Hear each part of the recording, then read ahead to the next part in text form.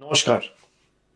তৃণমূল পরিবারের প্রতিটি লড়াকু সৈনিক সদস্য সহযোদ্ধাদের আমার প্রণাম জানাই। আপনাদের সকলকে আমার শ্রদ্ধা, কৃতজ্ঞতা ও ভালোবাসা জানাই। আজকের এই কঠিন সময়ে দাঁড়িয়ে আমি আপনাদেরই একজন হয়ে কিছু কথা বলার জন্য আপনাদের সামনে এসেছি। বাংলার এই মাটি বরাবরই আন্দোলন, বিপ্লব এবং সংগ্রামের মাটি। এই মাটি প্রতিবাদের মাটি। এই মাটি শিখিয়েছে মাথা নত না করতে। আর এই মাটি শিখিয়েছে অন্ধকার কাটিয়ে ভোরের আলোয় ফেরা। আমি জানি গত কয়েকদিন ধরে, বিশেষ করে 4 তারিখের পর থেকে আপনাদের ওপর দিয়ে যে ভয়াবহ ঝড় বয়ে গেছে এবং যে তাণ্ডব লীলা চলেছে, বাংলা বিরোধী বিজেপি আশ্রিত দুষ্কৃতীদের হাতে তৃণমূল কংগ্রেসের কর্মী, সমর্থক, শুভানুধ্যায়ীরা ইতিমধ্যে বিভিন্ন জায়গায় আক্রান্ত হয়েছে এবং আমাদের দলীয় কার্যালয়গুলিতেও ভাঙচুর করা হয়েছে। সব থেকে যন্ত্রণাদায়ক সেটা হচ্ছে রাজ্যের বিভিন্ন প্রান্তে নির্বাচন পরবর্তী হিংসায় যারা শান্তির বাণী শোনাতো, তারা 4 তারিখে জোর জবরদস্তি ক্ষমতা দখল করার পরে আমাদের 10 জন একনিষ্ঠ সহকর্মীকে নির্মমভাবে হত্যা করেছে। এন্টালির তাপস নস্কর, নানুর বিধানসভার আবির শেখ, বেলেঘাটার বিশ্বজিৎ পটনায়ক, পূর্বস্থলী দক্ষিণের পিঙ্কু দেবনাথ, কুলপির মিঠুন সামন্ত, গোঘাটের সহদেব বাগ বা নারায়ণগড়ের বীরেন পাত্র বা সপ্তগ্রামের সোমনাথ ভট্টাচার্য এবং চাকদাহের তপন শিকদার, প্রায় 10 জন সহকর্মীদের আমাদের থেকে কেড়ে নিয়েছে, নির্মমভাবে হত্যা করেছে এই ভারতীয় জনতা পার্টির হাড়মাত জল্লাদরা। আমি তাদের বিদেহী আত্মার চিরশান্তি কামনা করি। তাদের শোকসন্তপ্ত পরিবার পরিজন এবং শুভাকাঙ্ক্ষীদের প্রতি আন্তরিক সমবেদনা জানাচ্ছি। তাদের এই অকাল প্রয়াণে কেবল শুধুমাত্র দলের ক্ষতি নয়, আমাদের সকলের ব্যক্তিগতভাবেও অপূরণীয় ক্ষতি বা ব্যক্তিগত শোক। দল সর্বদা তাদের পরিবারের পাশে থাকবে এবং যতদিন আমরা রয়েছি তাদের পরিবারের দায়িত্ব তৃণমূল কংগ্রেস পরিবার নেবে। কেন এই আক্রমণ কখনো ভেবে দেখেছেন? কেন এই হিংসা? কেন এই লুটপাট? কেন এই গুন্ডামি? কেন এই ভাঙচুর? তার কারণ বিজেপি খুব ভালো করে জানে বাংলার মানুষের এবং আপনাদের শক্তি কতটা। যারা কাপুরুষের মতো অন্ধকারে হামলা চালায়, তারা আসলে আপনাদের সাহসের মোকাবিলা করতে ভয় পায়। তার কারণ তারা জানে যে তারা লুটপাট করে ক্ষমতায় এসছে। জয় বা পরাজয় সমাজের যে কোনো বা রাজনীতির যে কোনো রাজ্য রাজনীতির অঙ্গ বা দেশের রাজনীতির অঙ্গ। কিন্তু জয়ী হওয়ার পর প্রতিহিংসা পরায়ণ হয়ে ওঠা আসলে চারিত্রিক দুর্বলতা নয় কি? আমি মনে করি এটা তাদের চারিত্রিক দুর্বলতার বহিঃপ্রকাশ। এই যে 10 জন প্রাণ হারালেন, তাদের রক্ত বৃথা যেতে দেওয়া যাবে না। তাদের আত্মত্যাগ আমাদের পিছু হাঁটার কারণ হতে পারে না, বরং তাদের দেখা স্বপ্নগুলি পূরণ করাই হবে আমাদের অন্যতম দায়িত্ব এবং আগামী দিনের শপথ। মনে রাখবেন, তৃণমূল কংগ্রেস এমন একটা দল যার জন্ম হয়েছে রাজপথের ধুলোয়, আন্দোলনের মাধ্যমে, লড়াইয়ের ময়দানে, হার না মানা মানসিকতার মধ্যে দিয়ে। মনে পড়ে সিঙ্গুর নন্দীগ্রামের সেই দিনগুলি, যখন চারিদিকে ছিল শুধু বারুদের গন্ধ আর সিপিএম এর হারমাত বাহিনীর লাঠির আস্ফালন। তখন কি আমরা কেউ মাথা নত করেছিলাম? ভয় পেয়েছিলাম? দমাতে পেরেছিল তৃণমূলকে? উত্তর হচ্ছে না। আমরা সেদিনে বুক চিতিয়ে দাঁড়িয়েছিলাম বলেই আজকে বাংলার মানুষ আমাদের সুযোগ দিয়েছিল 2011 সালে এবং আমরা বাংলার মানুষের হৃদয়ে জায়গা করে নিয়েছিলাম। আজকের ওই প্রতিকূল পরিস্থিতিতে অন্য কিছু নয় বা নতুন কিছু নয়, এ হলো এক অগ্নি পরীক্ষা। সোনা যেমন আগুনে পুড়ে খাঁটি হয়, আমাদের সংগঠনকেও, তৃণমূলের সর্বস্তরের সৈনিকদেরকেও এই অগ্নি পরীক্ষার মধ্যে দিয়ে আরো শক্তিশালী হয়ে উঠতে হবে। আপনারা সকলে জানেন 2014 লোকসভা নির্বাচনে আমরা 34টি আসন পেয়েছিলাম। পরবর্তীকালে 19-এর নির্বাচনে লোকসভার ভোটে আমাদের ফলাফল প্রত্যাশিত না হলেও আমরা 22টি আসনে জয়যুক্ত হয়েছিলাম। তারপরের যে নির্বাচন 2024 সালে, সেখানে আমরা প্রায় 29টি আসন পেয়েছিলাম। দলের কাজ এবং আপনাদের পরিশ্রমে পুনরায় আমরা হারা আসনগুলো পুনরুদ্ধার করতে পেরেছি। 2021 সালে পশ্চিমবঙ্গ বিধানসভা নির্বাচনে আমরা প্রায় 215টি আসনে জয়যুক্ত করে হয়েছিলাম বা জয়লাভ করেছিলাম। মানুষ গণতান্ত্রিক রায় দিয়ে তৃণমূল কংগ্রেসের প্রার্থীদের সর্বত্র জিতিয়েছিল। এবং আমি বিশ্বাস করি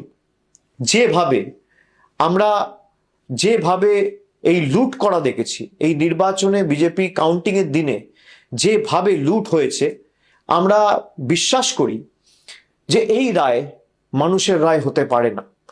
মানুষ আমাদের যা রায় দেবে আমরা মাথা পেতে নেব, আমাদের কোনো অসুবিধা নেই। সে 80 হতে পারে, সে 8 হতে পারে, সে 10 হতে পারে, সে 50 হতে পারে, সে 100 হতে পারে, সে 200 হতে পারে। কিন্তু 100-র বেশি আসনে কাউন্টিং এর দিন যেভাবে একতরফা লুট করেছে কেন্দ্রীয় বাহিনীকে ব্যবহার করে, আমরা নিশ্চিতভাবে আগামী দিন বিচার ব্যবস্থার কাছে বিচার চাইব। আমরা ইতিমধ্যে দাবি করেছি কাউন্টিং সেন্টারগুলোর ফুটেজ রিলিজ করা হোক। বিভিন্ন জায়গায় আমাদের কাছে কাউন্টিং এর দিন যত কন্টেস্টিং ক্যান্ডিডেট রয়েছে তারা আমাকে যখন ফোনে জানাচ্ছিল যেই ভোটে ইভিএম হয়েছে আর কাউন্টিং টেবিলে যে ইভিএম আনা হয়েছে দুটো সিরিয়াল নাম্বার ম্যাচ করছে না। যখন রিটার্নিং অফিসারকে বলা হচ্ছে, রিটার্নিং অফিসারের কাছে কোনো উত্তর নেই, তখন কেন্দ্রীয় বাহিনীকে ডেকে তৃণমূলের এজেন্টদের মেরে বের করে দেওয়া হচ্ছে, তৃণমূলের ইলেকশন এজেন্টের কার্ড ছিঁড়ে দেওয়া হচ্ছে, কন্টেস্টিং ক্যান্ডিডেটদের কার্ড ছিঁড়ে দেওয়া হচ্ছে, কাউন্টিং হল থেকে বার করে দেওয়া হচ্ছে। যারা লুট করে ক্ষমতায় এসছে, যারা মানুষের ম্যান্ডেটকে ম্যানিপুলেট করে ক্ষমতায় এসছে, তারা ক্ষমতায় বেশি দিন টিকবে না। আমি বিশ্বাস করি সত্যিটা মানুষের কাছে যথা সময়ে উন্মোচিত হবে এবং সঠিক তথ্যটা মানুষের কাছে উপস্থাপিত হবে। যারা জোর জবরদস্তি কেন্দ্রীয় বাহিনীকে কাজে লাগিয়ে, কেন্দ্রের অফিসারদের কাজে লাগিয়ে, মাইক্রো অবজারভার কেন্দ্রের, কাউন্টিং সুপারভাইজার কেন্দ্রের, কাউন্টিং হলে যারা আছে তারা কেন্দ্রের, আর বাইরে যারা গার্ড করছে কেন্দ্রীয় বাহিনী কেন্দ্রের, এবং একাধিক জায়গায় যেখানে সারা দিন ধরে ভোট হয়েছে, মেশিনে যেখানে 60%, 65%, 50%, 55% চার্জ রেকর্ড হয়েছে, আমাদের কাছে তথ্য রয়েছে, সেই মেশিন কাউন্টিং হলে আনার পর দেখা যাচ্ছে 96%, 97% চার্জ। আমি তৃণমূল কর্মীদের বলবো, এর জবাব মানুষ আগামী দিন দেবে, ভরসা রাখুন মানুষের উপর। লুটপাট করে কেউ ক্ষমতায় বেশি দিন থাকতে পারে না।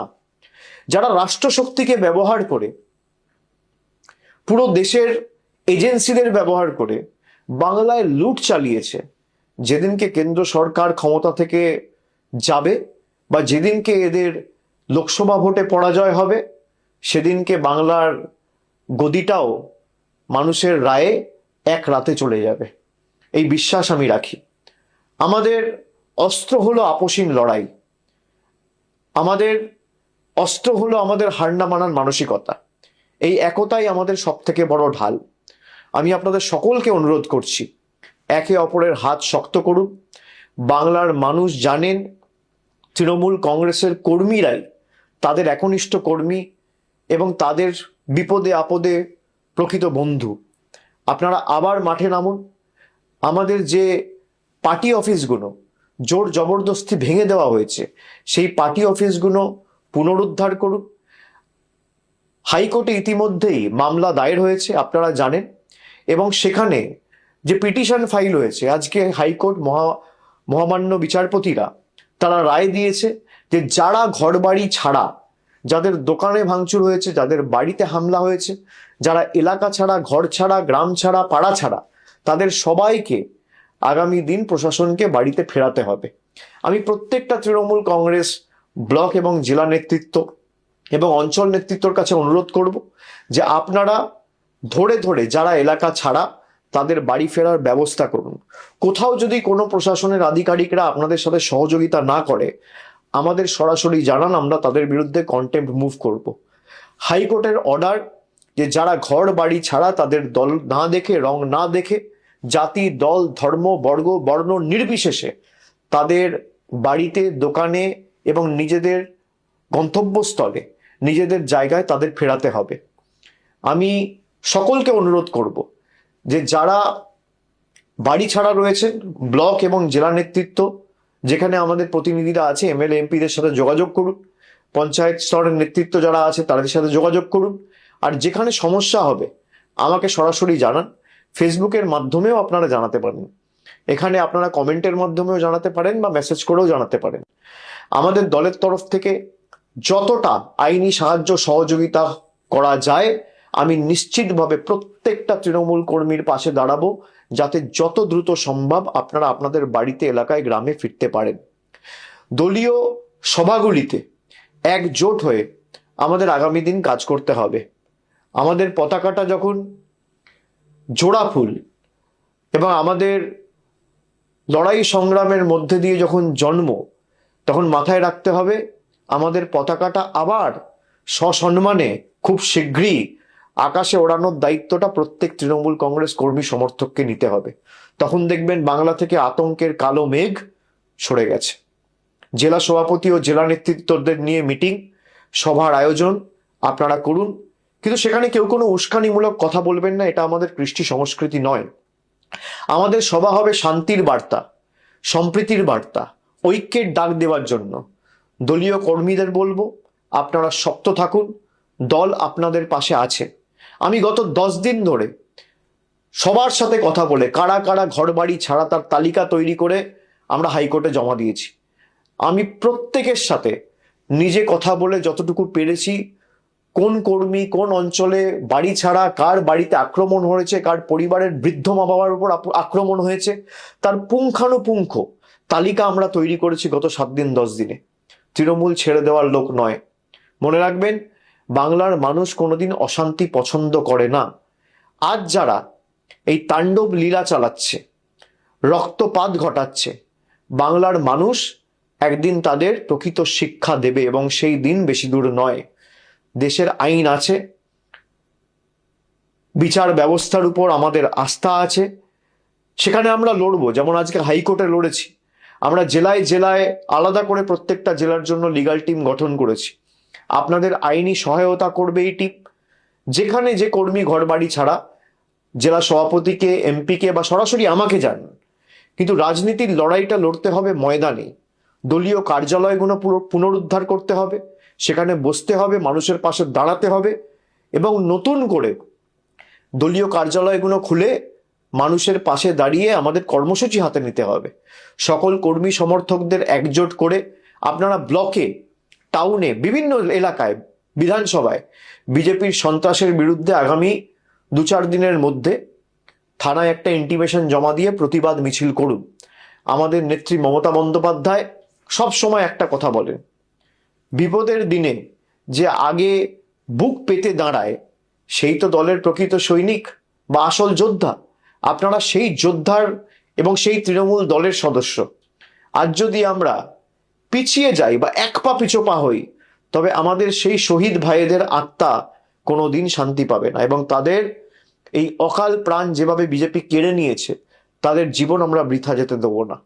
তারা যে স্বপ্ন দেখেছিলেন একটি সুন্দর, শান্ত এবং সম্প্রীতির বাংলার, সেই স্বপ্নের দায়িত্ব আজকে আমাদের সকলের কাঁধে, আপনাদের কাঁধে। আমরা শীঘ্রই আবার এই বাংলায়, মামাটি মানুষের বাংলায় সত্যি যেদিনকে উন্মোচিত হবে, মানুষ বুঝতে পারবে এবং তৃণমূলই থাকবে। কোনো শক্তি তৃণমূলকে এই গণজোয়ারে রোধ করতে পারবে না। যারা আজ আস্ফালন করছে তাদের মনে রাখা উচিত, গীতায় বাণী রয়েছে, অধর্মের আয়ু বেশি দিন নয়, সত্য আর ন্যায়ের জয় হবেই হবে। আসুন আজ থেকে আমরা শপথ নিই, আমরা লড়াইয়ের ময়দান থেকে পিছুপা হব না। আমরা মাথা উঁচু করে চলব, মানুষের জন্য কাজ করব, মানুষের জন্য লড়ব, বাংলার ঐতিহ্য, সংস্কৃতি এবং কৃষ্টিকে রক্ষা করব, এবং তৃণমূলের প্রত্যেকটি দলীয় কার্যালয় থেকে স্লোগান ওঠাবো, জয় বাংলা গর্বের সাথে বলবো। অন্ধকার যত গভীর হয়, সূর্যোদয় ততটাই নিকটবর্তী হয়। বাংলার বুক থেকে এই অশুভ শক্তিকে দূর করে আমাদের আবার পথে নামতেই হবে সকলকে। আমি শীঘ্রই যেখানে আপনারা ডাকবেন আমি নিশ্চিতভাবে যাব। আমার ঘরের বাইরেও এরা কি অত্যাচার করেছে আপনারা দেখেছেন, সব আমরা দেখেছি। বিজেপির আসল স্বরূপ আমরা দেখেছি। আমার লড়াই বিজেপির সাথে, আপনার লড়াই বিজেপির সাথে, কিন্তু পরিবারের ছোট সন্তান, ছেলে মেয়ে, কাউকে এরা রেয়াত করেনি। এই কৃষ্টি, এই সংস্কৃতি কোনোদিন বাংলার মানুষ দেখেনি। আমি বিচার এবং এর সদুত্তর বিশ্বাস করি মানুষ দেবে, তাই আমি সবকিছু মানুষের উপর ছেড়ে দিচ্ছি। মনে রাখবেন, আমরা সেই দলের কর্মী যারা মৃত্যুকে চোখের সামনে দেখেও কোনোদিন পিছু পা হতে শেখেনি। এই সাময়িক বাধা আমাদের অগ্রযাত্রাকে বা আমাদের লড়াইয়ের মানসিকতাকে স্তব্ধ করতে পারবে না। আপনারা ঐক্যবদ্ধ হয়ে এগিয়ে চলুন, লড়াইয়ে থাকুন। মাঠ আবার আমাদের হবে, মানুষের হৃদয় আমরাই জয় করব। শুভ দিন বাংলায় আসবেই। শুধু ধৈর্যের সঙ্গে আমাদের সকলকে এই লড়াইটা জারি রাখতে হবে। আপনাদের লড়াকু মেজাজ এবং এই স্বৈরাচারী বিজেপির বিরুদ্ধে হার না মানা মানসিকতা, লড়াই করার সেটাই হবে শ্রেষ্ঠ জবাব। আমি সকলকে অনুরোধ করব যে আপনারা আস্তে আস্তে তৃণমূলের পার্টি অফিসগুলো খুলবেন, বসবেন। দলের জেলা স্তরের যারা নেতৃত্ব আছে, আমি সকলকে অনুরোধ করব যে অঞ্চল স্তরে বা ওয়ার্ড স্তরে বা বুথ স্তরে যে কর্মীদের উপর আঘাত হয়েছে, প্রত্যেকটা জায়গায় একটা করে এফআইআর করবেন। এফআইআর যদি না নেয় থানা, তাহলে স্ট্রেট একটা অনলাইন এফআইআর করবেন এবং 48 ঘন্টার মধ্যে ফিজিক্যাল কপি থানায় জমা দেবেন এবং কপিগুলো আমাদের পাঠাবেন। এদের সবার, যারা আজকে বিজেপির কথায় বাংলার কৃষ্টি সংস্কৃতিকে নষ্ট করে বুলডোজার চালিয়ে রবীন্দ্র নজরুলের বাংলাকে উত্তরপ্রদেশ এবং বিহারে পরিণত করার চেষ্টা করেছে, তাদের সবার জবাব বাংলা দেবে, এই বিশ্বাস আমি রাখি। জয় হিন্দ, জয় বাংলা, বন্দে মাতরম।